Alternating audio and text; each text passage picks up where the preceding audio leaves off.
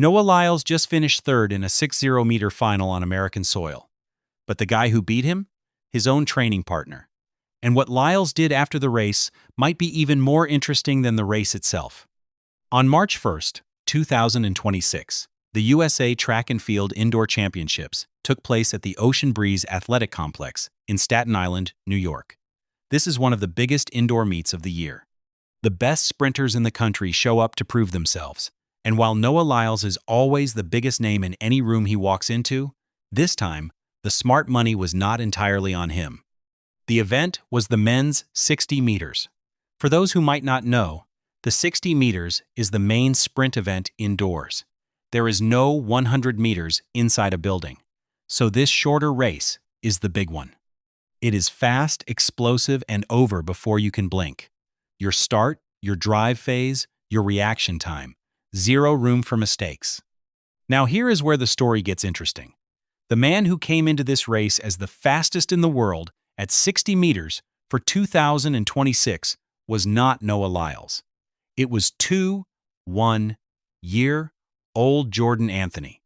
Just 3 weeks before this championship, Anthony had already run a blistering 6.43 seconds. That made him the man sitting on the pole position heading into Staten Island. Analysts knew this kid was for real, and he proved it. When the gun went off, Anthony was sharp from the blocks. He got out clean, drove hard, and crossed the line first with a time of 6.45 seconds. Right behind him was Trayvon Bromell, the 2016 World Indoor 60-meter champion, who clocked 6.47. And then there was Lyles, finishing third with a 6.51. 0.03 of a second is tiny, but in the 60 meters, it is the difference between gold and bronze. So what happened to Lyles? The biggest thing people are pointing to is his start. In the 60 meters, your reaction and your first few steps out of the blocks decide everything. Lyles is known for his top-end speed. He gets faster as the race goes on. That works great in the 100 and 200 meters outdoors. But indoors, in just 60 meters, you do not have that luxury. The race is over before you hit your top speed. Fans and analysts are now looking at his start mechanics. That means how he gets out of the blocks, how he positions his body, and how quickly he generates power in those first few steps. For a guy like Lyles, who is built for longer sprints, the 60 meters is always tricky. And when you are racing a veteran like Bromell and a world leader like Anthony, you cannot afford to be slow out of the blocks. There is also the question of his short-distance explosive form. Think of it like a car going from 0 to 60. Some cars are built for that quick burst. Others are built for long highway drives. Lyles is the highway car. He is incredible over longer distances. But in a race this short, that quick burst off the line is what wins. But here is the part of this story that makes it special. Jordan Anthony is not just some random guy who showed up and beat the Olympic champion. He is Lyles' training partner. They train together down in Florida. They push each other every single day.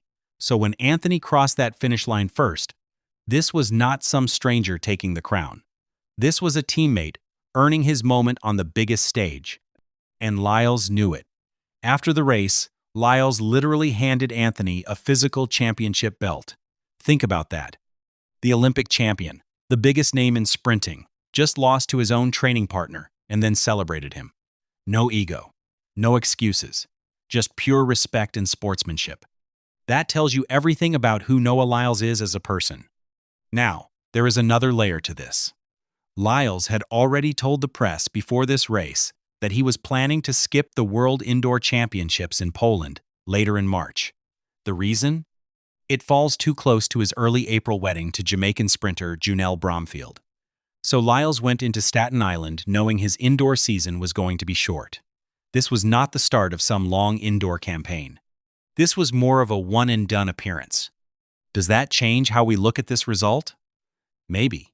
When a guy knows he is not building toward a major indoor championship, the urgency is different.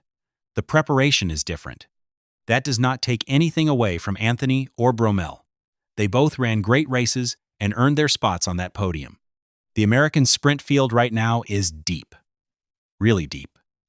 You have a 21-year-old in Anthony who is already the fastest 6-0-meter man in the world this year. You have a seasoned veteran in Bromell, who still competes at the highest level. And you have Lyles, who even on an off night, is right there. That kind of depth is what makes US sprinting so exciting right now.